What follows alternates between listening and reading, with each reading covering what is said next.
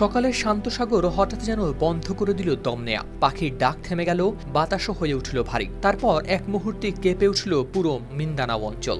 ভেতর থেকে যেন মাটি চিরে বেরিয়ে এলো গর্জন। এমনই এক ভয়াবহ সকাল দেখল ফিলিপাইনের মানুষ, যা তাদের জীবনে রেখে গেল অমোচনীয় দাগ। দক্ষিণ পূর্ব উপকূলীয় অঞ্চলে আঘাত হানা এই জোড়া ভূমিকম্পে মারা গেছেন কমপক্ষে 7 জন। স্থানীয় কর্মকর্তাদের বরাতে এ তথ্য জানিয়েছে সংবাদ মাধ্যম আল জাজিরা। প্রতিবেদনে জানা যায়, স্থানীয় সময় 10 অক্টোবর শুক্রবার সকাল 10টার কিছু আগে মিন্দানাও অঞ্চলের মানয় শহর থেকে মাত্র 20 কিলোমিটার দূরে আঘাত হানে 7.4 মাত্রার এক ভূমিকম্প। কয়েক সেকেন্ডের কম্পনেই ছিন্ন ভিন্ন হয়ে যায় রাস্তা, ফেটে যায় ঘরবাড়ি। আতঙ্কে মানুষ ছুটে বেরিয়ে আসে খোলা মাঠে। এর ফলে বিপজ্জনক সুনামির সতর্কতা জারি করে স্থানীয় কর্তৃপক্ষ।